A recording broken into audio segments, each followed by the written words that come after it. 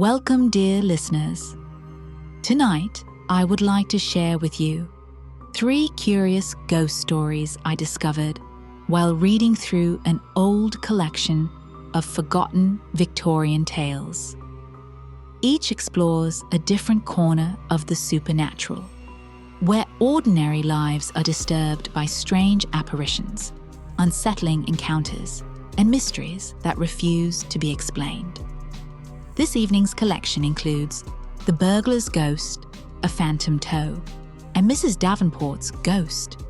So settle in, dim the lights, and let us begin. The Burglar's Ghost. I am not an imaginative man, and no one who knows me can say that I have ever indulged in sentimental ideas upon any subject. I am rather predisposed, in fact, to look at everything from a purely practical standpoint. And this quality has been further developed in me by the fact that for 20 years I have been an active member of the detective police force at Westford, a large town in one of our most important manufacturing districts. A policeman, as most people will readily believe, has to deal with so much practical life that he has small opportunity for developing other than practical qualities, and he is more apt to believe in tangible things than in ideas of a somewhat superstitious nature. However, I was once under the firm conviction that I had been largely helped up the ladder of life by the ghost of a once well-known burglar. I have told the story to many, and have heard it commented upon in various fashions. Whether the comments were satirical or practical, it made no difference to me. I had a firm faith at that time in the truth of my tale. 18 years ago, I was a plainclothes officer at Westford. I was then 23 years of age, and very anxious about 2 matters. First and foremost, I desired promotion. Second, I wished to be married. Of course, I was more eager about the second than the first, because my sweetheart, Alice Moore, was one of the prettiest and cleverest girls in the town. But I put promotion first for the simple reason that with me, promotion must come before marriage. Knowing this, I was always on the lookout for a chance of distinguishing myself, and I paid such attention to my duties that my superiors began to notice me and foretold a successful career for me in the future. One evening in the last week of September 1873, I was sitting in my lodgings wondering what I could do to earn the promotion which I so earnestly wished for. Things were quiet just then in Westford, and I am afraid I half wished that something dreadful might occur if I only could have a share in it. I was pursuing this train of thought when I suddenly heard a voice say, "Good evening, officer." I turned sharply around. It was almost dusk, and my lamp was not lighted. For all that, I could see clearly enough a man who was sitting by a chest of drawers that stood between the door and the window. His chair stood between the drawers and the door, and I concluded that he had quietly entered my room and seated himself before addressing me. "Good evening," I replied.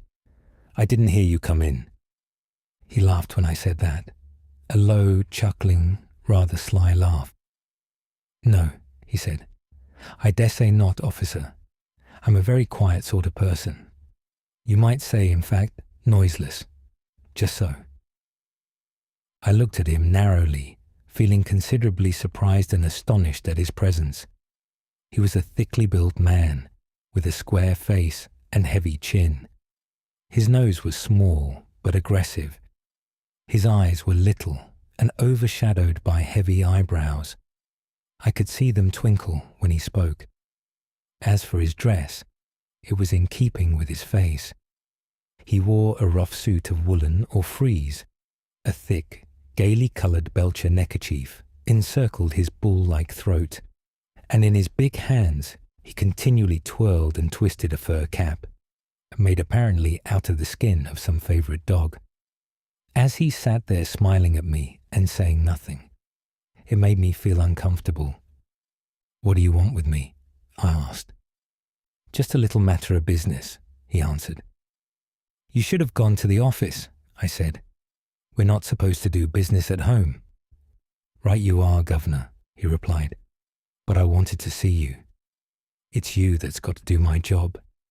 If I'd have seen the superintendent, he might have put somebody else onto it. That wouldn't have suited me. You see, officer, you're young and naturally eager-like for promotion. Eh?" "What is it you want?" I inquired again. "Ain't you eager to be promoted?" he reiterated. "Ain't you now, officer?" I saw no reason why I should conceal the fact, even from this strange visitor. I admitted that I was eager for promotion. "Ah," he said, with a satisfied smile, "I'm glad of that. It'll make you all the keener. Now, officer, you listen to me. I'm a-going to put you onto a nice little job. Ah, I dessay you'll be a sergeant before long, you will. You'll be complimented and praised for your clever conduct in this 'ere affair. Mark my words if you ain't." "Out with it," I said, fancying I saw through the man's meaning. "You're going to split on some of your pals, I suppose, and you'll want a reward." He shook his head. "A reward," he said, "wouldn't be no use to me at all. No, not if it was £1,000. No, it ain't nothing to do with reward. But now, officer, did you ever hear of Light-Toed Jim?" Light-Toed Jim? I should have been a poor detective if I had not. Why, the man known under that sobriquet was one of the cleverest burglars and thieves in England, and had enjoyed such a famous career that his name was a household word. At that moment, there was an additional interest attached to him. He had been convicted of burglary at the Northminster Assizes in 1871 and sentenced to 10 years penal servitude. After serving nearly 2 years of his time, he had escaped from Portland, getting away in such clever fashion that he had never been heard of since. Where he was no one could say, but lately there had been a strong suspicion among the police that Light-Toed Jim was at his old tricks again. "Light-Toed Jim?" I repeated. "I should think so. Why, what do you know about him?" He smiled and nodded his head. "Light-Toed Jim," said he, "is in Westford at this 'ere identical moment. Listen to me, officer. Light-Toed Jim is a-going to crack a crib tonight. Said crib is the mansion of Miss Singleton, that 'ere rich old lady as lives out on the Mapleton Road. You know her, awfully rich, with naught but women servants and animals about the place. There's some very valuable plate there. That's what Light-Toed Jim's after. He'll get in through the scullery window about 1 a.m. Then he'll pass through the back and front kitchens and into the butler's pantry. Only it's a butleress, 'cause there ain't no men at all. And there he'll set to work on the safe. Some of his late pals in Portland give him the tip about this here job." "How did you come to hear of it?" I asked. "Never mind, Governor. You wouldn't understand. Now, I want you to be up there tonight, and to nab Light-Toed Jim red-handed, so to speak. It'll mean promotion for you, and it'll suit me down to the ground. You wants to be about and to watch him enter, then follow him and dog him. And be armed, officer, for Jim'll fight like a tiger if you don't draw his teeth first." "Now look here, my man," said I. "This is all very well, but it's all irregular. You must just tell me who you are and how you come to be in Light-Toed Jim's secrets, and I'll put it down in black and white." I turned away from him to get my writing materials. I was not half a minute with my back to him, but when I turned round, he was gone. The door was shut, but I had heard no sound from it, either opening or shutting. Quick as thought, I darted to it, tore it wide open, and looked down the narrow staircase. There was no one there. I ran hastily downstairs into the passage, and found my landlady, Mrs. Mariner, standing at the open door with a female friend. "Mrs. Mariner," I said, breaking in upon their conversation. "Which way did that man go who came downstairs just now?" Mrs. Mariner looked at me strangely. "There ain't been no man come downstairs, Mr. Parker," said she. "Leastways, not this good 3/4 of an hour, which me and Mrs. Higgins here, as have come out to take an airing, her having been ironing all this blessed day, has been standing here all the time and ain't never seen a soul." "Nonsense," I said. "A man came down from my room just now, the man you sent up 20 minutes since." Mrs. Mariner looked at me with an expression betokening the most profound astonishment. Mrs. Higgins sighed deeply. "Mr. Parker," said Mrs. Mariner, "sorry am I to say it, sir, but you're either intoxicated or else you're a sickening for brain fever, sir. There ain't no person entered this door, in or out, for nigh onto an hour, as me and Mrs. Higgins here will take our Bible oaths on." I went upstairs and looked in the rooms on either side of mine. The man was not there. I looked under my bed, and of course he was not there. He must have gone downstairs, but then the women must have seen him. There was only one door to the house. I gave it up in despair and began to smoke my pipe. By the time I had drawn the last whiff, I decided that if anyone was intoxicated, it was probably Mrs. Mariner and Mrs. Higgins, and that my strange visitor had departed by the door. I was not going to believe that he had anything supernatural about him. I had no duty that night, and as the hours wore on, I found myself stern in my resolve to go up to Miss Singleton's house and see what I could make out of my informant's story.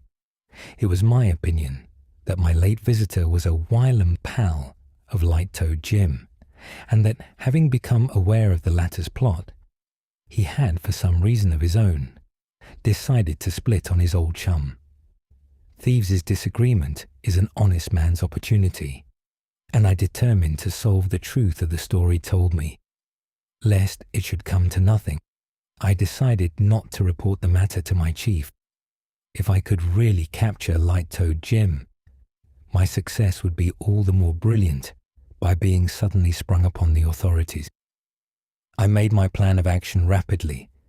I took a revolver with me and went up to Miss Singleton's house. Fortunately, I knew the housekeeper there, a middle-aged, strong-minded woman, not easily frightened, which was a good thing. To her, I communicated such information as I considered necessary. She consented to conceal me in the room where the safe stood. There was a cupboard close by the safe from which I could command a full view of the burglar's operations and pounce upon him at the right moment. If only my information was to be relied upon, there was every chance of my capturing the famous burglar. Soon after midnight, when the house was all quiet, I went to the pantry and got into the cupboard, locking myself in. There were 2 openings in the panel, through either of which I was able to command a full view of the room. My position was somewhat cramped, but the time soon passed away. My mind was principally occupied in wondering if I was really about to have a chance of distinguishing myself. Somehow, there was an air of unreality about the events of the evening which puzzled me. Suddenly, I heard a sound which put me on the alert at once. It was nothing more than the creaking of a board or opening of a door would make in a quiet house, but it sounded intensified to my expectant ears. I drew myself up against the door of the cupboard and placed my eye to the opening in the panel. I had oiled the key of the door and kept my fingers upon it in readiness to spring upon the burglar at the proper moment. After what seemed some time, I saw the gleam of light through the keyhole of the door opening into the pantry. Then it opened, and a man carrying a small lantern came gently into the room. At first, I could see nothing of his face, but when my eyes grew accustomed to the hazy light, I saw that I had been rightly informed, and that the burglar was indeed no other than the famous light-toed Jim. As I stood there watching him, I could not help admiring the cool fashion in which he went to work. He went over to the window and examined it. He tried the door of the cupboard in which I stood concealed. Then he locked the door of the pantry and turned his attention to the safe. He set his lamp on a chair before the lock and took from his pocket as neat and pretty a collection of tools as ever I saw. With these, he went quietly and swiftly to work. Light-toed Jim was a somewhat slimly built fellow, with little muscular development about him, while I am a big man with plenty of bone and sinew. If matters had come to a fight between us, I could have done what I pleased with him. But I knew that Jim would not chance a fight. Somewhere about him I felt sure there was a revolver, which he would use on the least provocation. My plan, therefore, was to wait until his back was bent over the lock of the safe, then to open the cupboard door noiselessly and fall bodily upon him, pinning him to the ground beneath me. Before long, the moment came. He was working steadily away at the lock, his whole attention concentrated on the job. The slight noise of his drill was sufficient to drown the faint click of the key in the cupboard door. I turned it quickly and tumbled right upon him, driving the tool out of his hands and tumbling him into a heap at the foot of the safe. He uttered an exclamation of rage and astonishment as he went down, and immediately began to wriggle under me like an eel. As I kept him down with one hand, I tried to pull out the handcuffs with the other. This somewhat embarrassed me, and the burglar profited by it to pull out a sharp knife.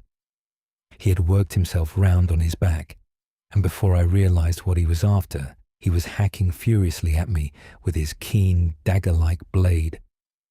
Then I realized that we were going to have a fight for it, and prepared myself. He tried to run the knife into my side.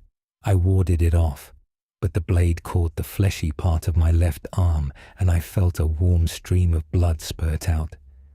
That maddened me, and I seized one of the steel drills lying near at hand, and hit my man such a blow over the temple that he collapsed at once and lay as if dead.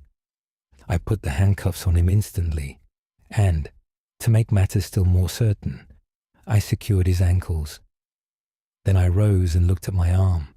The knife had made a nasty gash, and the blood was flowing freely, but it was not serious.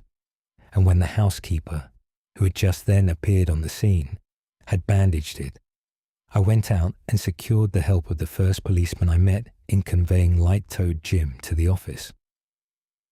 I felt a proud man when I made my report to the inspector. "Light-toed Jim," said he. "What, James Bland? Nonsense, Parker." But I took him to the cells where Jim was being attended to by the doctor. "You're right, Parker," he said. "That's the man. Well, this will be a fine thing for you." After a time, feeling a little exhausted, I went home to try and get some sleep. The surgeon had attended to my arm and told me it was but a superficial wound.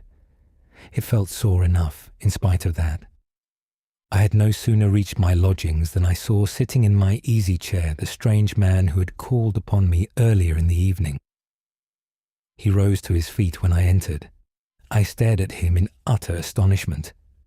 "Well, Governor," said he, "I see you've done it. You've got him square and fair, I reckon." "Yes," I said.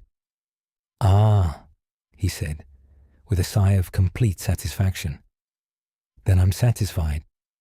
Yes, I don't know as how there's aught more I could say. I reckon as how Light-toed Jim and me is quits." I was determined to find out who this man was this time. "Sit down," I said. "There's a question or two I must ask you. Just let me get my coat off and I'll talk to you." I took my coat off and went over to the bed to lay it down. "Now then," I began, and looked around at him. I said no more, being literally struck dumb. The man was gone. I began to feel uncomfortable. I ran hastily downstairs, only to find the outer door locked and bolted, as I had left it a few minutes before. I went back, utterly nonplussed. For an hour I pondered the matter over, but could neither make head nor tail of it. When I went down to the office next morning, I was informed that the burglar wanted to see me. I went to his cell, where he was lying in bed with his head bandaged. I had hit him pretty hard, as it turned out, and it was probable he would have to lie on the sick list for some days. "Well, Governor," said he, "you'd the best of me last night. You hit me rather hard that time." "I was sorry to have to do it, my man," I answered. "You would have stabbed me if you could." "Yes," he said, "I should. But I say, Governor, come a bit closer. I want to ask you a question. How did you know I was on that little job last night? For s'help me, there wasn't a soul knew a breath about it but myself. I hadn't no pals, never talked to anybody about it, never thought aloud about it. As I nose on, how came you to spot it, Governor?" There was no one else in the cell with us, and I thought I might find out something about my mysterious visitor of the night before. "It was a pal of yours who gave me the information," I said. "Can't be, Governor. No use telling me that. I ain't got no pals. Leastways not in this job." "Did you ever know a man like this?" I described my visitor. As I proceeded, Light-Toed Jim's face assumed an expression of real terror. Whatever colour there was in it faded away. I never saw a man look more thoroughly frightened. Yes, he said eagerly. "In course I know who it is. Why, it's Barksy Bill, as I palled with at one time. And what did he say, Governor? That he owed me a grudge, that we was quits at last. Right you are, 'cause he did owe me a grudge. I treated Bill very shabby indeed, and he swore solemn he'd have his revenge. Only, Governor, what you see wasn't Barksy Bill at all, but his ghost, 'cause Barksy Bill's been dead and buried this 3 year. I was naturally very much exercised in my mind over this weird development of the affair, and I used to think about it long after Light-Toed Jim had once more retired to the seclusion of Portland. While he was in charge at Westford, I tried more than once to worm some more information out of him about the defunct Barksy Bill, but with no success. He would say no more than that Bill was dead and buried this 3 year, and with that I had to be content.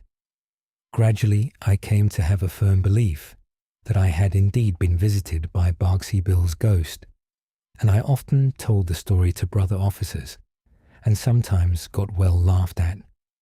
That, however, mattered little to me.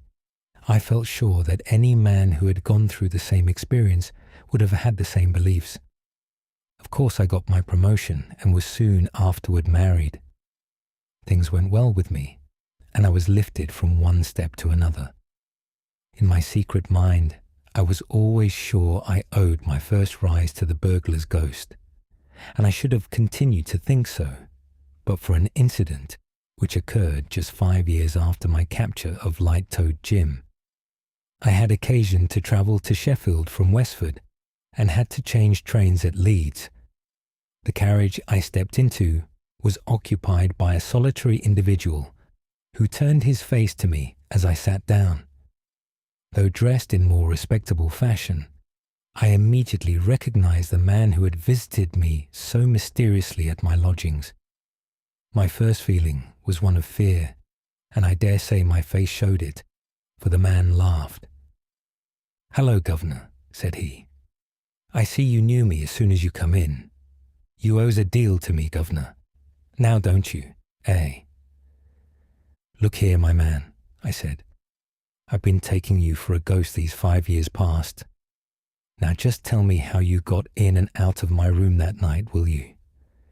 He laughed long and loud at that. "A ghost," said he. "Well, if that ain't a good un. Why, easy enough, Governor. I was a lodging for a day or two in the same house. It's easy enough. when you know how, to open a door very quiet and to slip out too.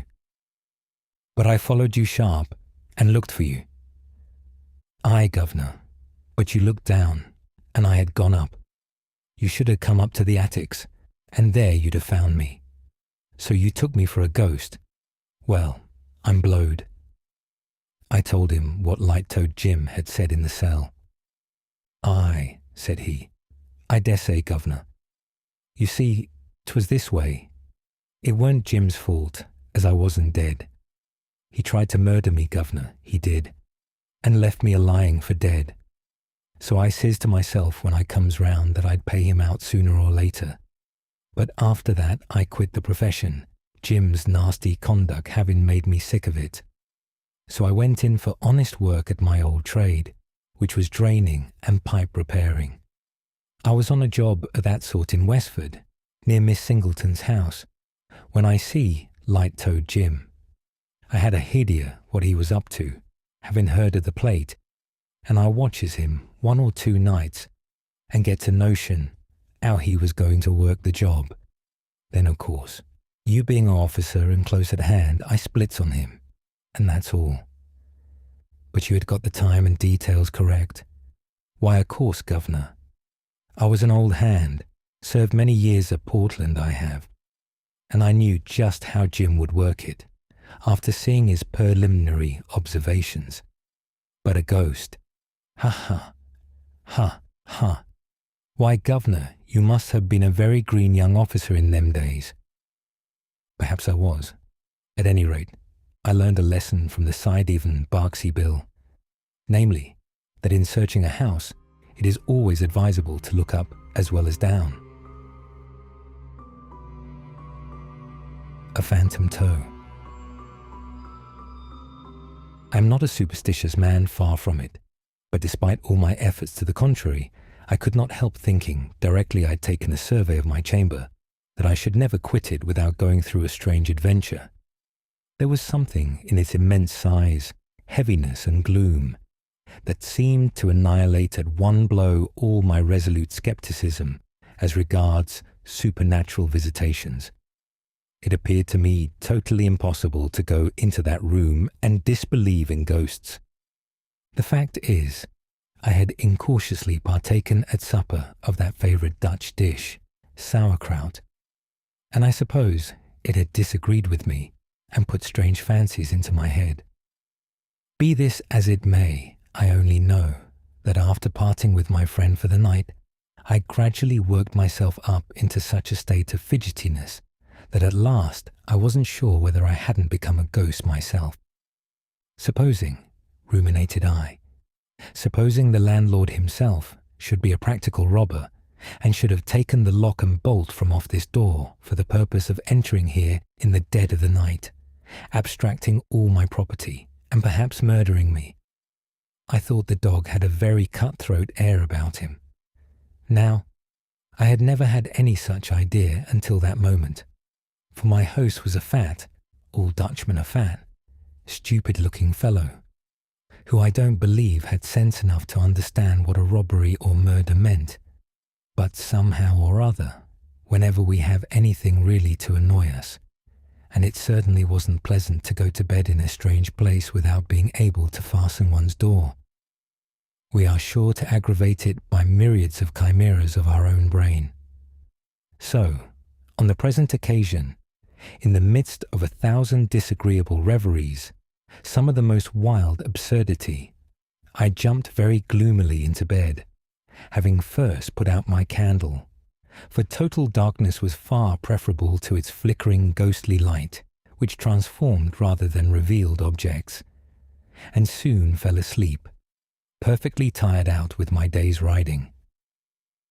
How long I lay asleep I don't know, but I suddenly awoke from a disagreeable dream of cutthroats, ghosts, and long, winding passages in a haunted inn. An indescribable feeling, such as I never before experienced, hung upon me. It seemed as if every nerve in my body had 100 spirits tickling it, and this was accompanied by so great a heat that, inwardly cursing mine host's sauerkraut and wondering how the Dutchman could endure such poison. I was forced to sit up in bed to cool myself. The whole of the room was profoundly dark, excepting at one place, where the moonlight, falling through a crevice in the shutters, threw a straight line of about an inch or so thick upon the floor, clear, sharp, and intensely brilliant against the darkness. I leave you to conceive my horror when, upon looking at this said line of light, I saw there a naked human toe. Nothing more. For the first instant I thought the vision must be some effect of moonlight, then that I was only half awake and could not see distinctly. So I rubbed my eyes 2 or 3 times and looked again. Still, there was the accursed thing, plain, distinct, immovable, marble-like in its fixedness and rigidity, but in everything else horribly human. I am not an easily frightened man. No one who has travelled so much and seen so much and been exposed to so many dangers as I can be. But there was something so mysterious and unusual in the appearance of this single toe that for a short time I could not think what to be at, so I did nothing but stare at it in a state of utter bewilderment. At length, however, as the toe did not vanish under my steady gaze, I thought I might as well change my tactics, and remembering that all midnight invaders, be they thieves, ghosts, or devils, dislike nothing so much as a good noise, I shouted out in a loud voice, "Who's there?" The toe immediately disappeared in the darkness. Almost simultaneously with my words, I leaped out of bed and rushed toward the place where I had beheld the strange appearance. The next instant I ran against something and felt an iron grip round my body.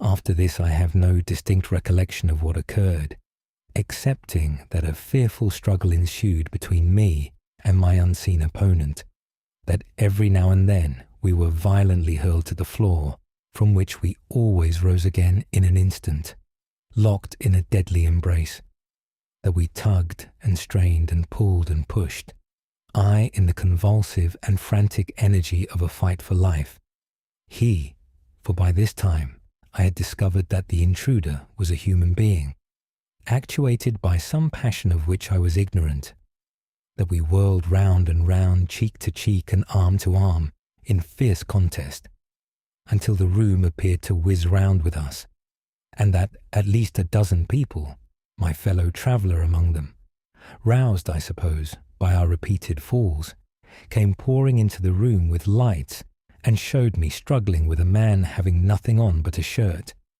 whose long, tangled hair and wild, unsettled eyes told me he was insane. And then, for the first time, I became aware that I had received in the conflict several gashes from a knife, which my opponent still held in his hand. To conclude my story in a few words, for I dare say all of you by this time are getting very tired, it turned out that my midnight visitor was a madman who was being conveyed to a lunatic asylum at The Hague, and that he and his keeper had been obliged to stop at Delft on their way. The poor fellow had contrived during the night to escape from his keeper, who had carelessly forgotten to lock the door of his chamber, and with that irresistible desire to shed blood peculiar to many insane people, had possessed himself of a pocket-knife belonging to the man who had charge of him, entered my room, which was most likely the only one in the house unfastened, and was probably meditating the fatal stroke when I saw his toe in the moonlight, the rest of his body being hidden in the shade. After this terrible freak of his, he was watched with much greater strictness, but I ought to observe, as some excuse for the keeper's negligence, that this was the first act of violence he had ever attempted. Mrs. Davenport's Ghost. Dear readers, do you agree with Hamlet? Do you believe that there is more between heaven and earth than we dream of in our philosophy? Does it seem possible to you that Eliphas Levi conjured up the shade of Apollonius of Tyana, the prophet of the Magi, in a London hotel, and that the great sage, William Crookes, drank his tea at breakfast several days a week, for months in succession, in the society of the materialized spirit of a young lady, attired in white linen, with a feather turban on her head. Do not laugh. Panic would seize you in the presence even of a turbaned spirit, and the grotesque spectacle would but intensify your terror. As for me, I did not laugh last night on reading an account in a New York newspaper of a criminal trial that will probably terminate in the death penalty of the accused. It is a sad case. I shudder as I transcribe the records of the trial from the testimony of the hotel waiter, who heard the conversation of the two confederates through a keyhole, and of 40 thoroughly credible witnesses who testified to the same facts. What would be my feelings if I had seen the beautiful victim with a gaping wound in her breast, into which she dipped her finger to mark the brow of her murderer?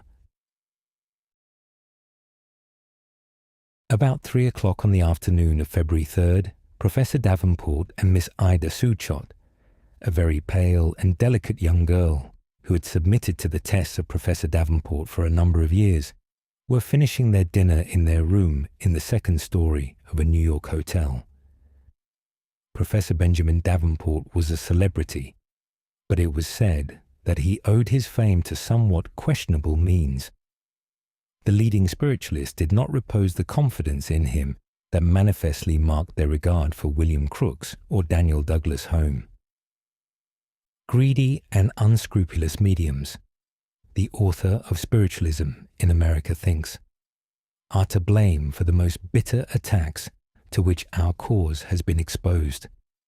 When the materializations do not take place as quickly as circumstances require, they resort to trickery and fraud to extricate themselves from a dilemma. Professor Benjamin Davenport belonged to these versatile mediums. Aside from this, queer stories were afloat about him. He was secretly accused of highway robbery in South America, cheating at cards in the gambling houses of San Francisco, and the over-hasty use of firearms toward persons who had never offended him. It was said almost openly that the professor's wife had died from abuse and grief at his infidelity. But in spite of these annoying rumors, Mr. Davenport, by virtue of his skill as a fraud and fakir, continued to exercise a great deal of influence upon certain plain and simple-minded folks, whom it was impossible to convince that they had not touched the materialized spirits of their brothers, mothers, or sisters through the agency of his wonderful power. His professional success received material accession from his swarthy, Mephisto-like countenance, his deep, fiery eyes, his large, curved nose, the cynical expression of his mouth, and the lofty, almost prophetic tone of his words. When the waiter had made his last visit, he did not go far. The following conversation took place in the room. "There is to be a séance this evening at the residence of Mrs. Harding," began the medium. "Quite a number of influential people will be there, and 2 or 3 millionaires. Conceal under your skirt the blonde woman's wig, and the white material in which the spirits usually make their appearance." "Very well," replied Ida Souchot in a resigned tone. The waiter heard her pace the room. After a pause, she asked, "Whose spirit are you going to control this evening, Benjamin?" The waiter heard a loud, brutal laugh, and the chair groaning beneath the weight of the demonstrative professor. "Guess." "How should I know?" she asked. "I am going to conjure up the spirit of my dead wife." And another burst of laughter issued from the room, full of sinister levity. A cry of terror burst from Ida's lips. A muffled sound indicated to the eavesdropper at the door that she was dragging herself to the feet of the professor. "Benjamin, Benjamin, don't do it," she sobbed. "Why not? They say I broke Mrs. Davenport's heart. The story is damaging my reputation, but it will be forgotten if her spirit should address me in terms of endearment from the other shore in the presence of numerous witnesses. For you will speak to me tenderly, will you not, Ida? No, no, you shall not do it. You shall not think of it. Listen to me, for God's sake. During the 4 years that I have been with you, I have obeyed you faithfully and suffered patiently. I have lied and deceived like you. I learned to imitate the sleep and symptoms of clairvoyance. Tell me, did I ever refuse to serve you or utter a word of complaint, even when my shoulders bent with the weight of my burden, when you pierced the flesh of my arms with knitting needles? Worse than all this, I imitated distant voices behind curtains and made mothers and wives believe that their sons and husbands had come from a better world to communicate with them. How often have I performed the most dangerous feats in parlours with the lamps turned low? Clothed in a shroud or white muslin, I essayed to represent supernatural forms, whom tear-dimmed eyes recognized as those of departed dear ones. You do not know what I suffered at this unhallowed work. You scoff at the mysteries of eternity. I suffer the torments of an impending retribution. My God, if sometime the dead whom I counterfeit should rise up before me with uplifted arms and dreadful imprecations, this constant terror has injured my heart. It will kill me. I am consumed by fever. Look how emaciated, how worn out and downcast I am. But I am under your control. Do as you like with me. I am in your power, and I want it to be so. Have I ever complained? But do not force me to do this thing, Benjamin. Have pity on me for what I have done for you in the past, for what I am suffering. Do not attempt this mummery. Do not compel me to play the role of your dead wife, who was so tender and beautiful. Oh, what put that thought into your mind? Spare me, Benjamin, I implore you. The professor did not laugh again. Amid the confusion of upturned articles of furniture, the eavesdropper distinguished the sound of a skull striking the floor. He concluded that Professor Davenport had knocked Miss Ida down with a blow of his fist, or had kicked her as she approached him. But the waiter did not enter the room, as no one rang for him. That evening 40 persons were assembled in Mrs. Joanne Harding's parlour, staring at the curtain where a spirit form was in process of materializing. One dark lantern in a corner of the room contributed the light that emphasized the darkness rather than relieved it. The room was pervaded by profound silence, save the quickened, suppressed breathing of the spectators. The fire in the grate cast mysterious rays of light, resembling fugitive spirits, upon the objects around, almost indistinguishable in the semi-gloom. Professor Davenport was at his best this evening. The spirit world obeyed him without hesitation, like their lawful master. He was the mighty prince of souls. Hands that had no arms were seen picking flowers from the vases. The touch of an invisible spirit conjured sweet melodies from the keys of the piano. The furniture responded by intelligent rappings to the most unanticipated questions. The professor himself elevated his form in symbolical distortions from the floor to an altitude of 3 feet, indicated by Mrs. Harding, and remained suspended in the air for a quarter of an hour, holding live coals in his hands. But the most interesting, as well as the most conclusive test was to be the materialization of the spirit of Mrs. Arabella Davenport, which the professor had promised at the beginning of the séance. "The hour has come," exclaimed the medium. And while the hearts of all throbbed with anxious suspense, and their eyes distended with painful expectancy of the promised materialization, Benjamin Davenport stood before the curtain. In the twilight, the tall man with the dishevelled hair and demon look was really terrible and handsome. "Appear, Arabella," he exclaimed in a commanding voice, with gestures of the Nazarene at the sepulchre of Lazarus. All are waiting. Suddenly a cry burst from behind the curtain. A piercing, shuddering, horrible shriek, the shriek of an expiring soul.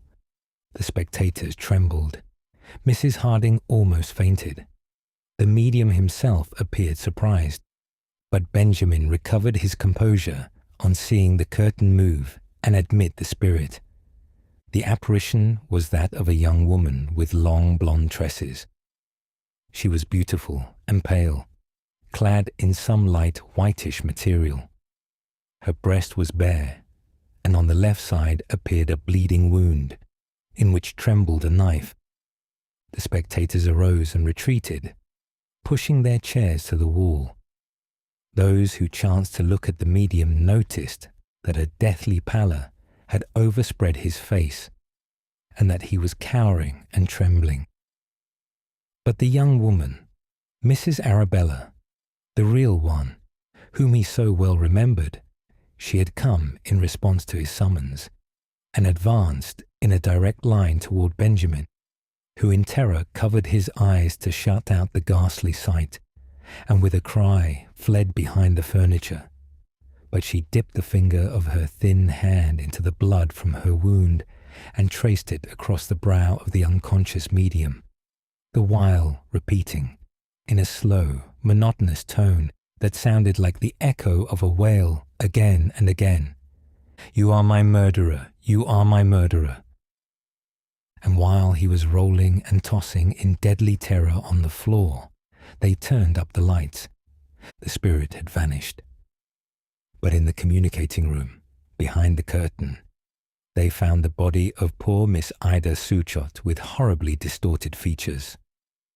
A physician who was present pronounced it heart stroke, and that is the reason that Professor Benjamin Davenport appeared alone in a New York courtroom to answer to the charge of having murdered his wife 4 years ago in San Francisco.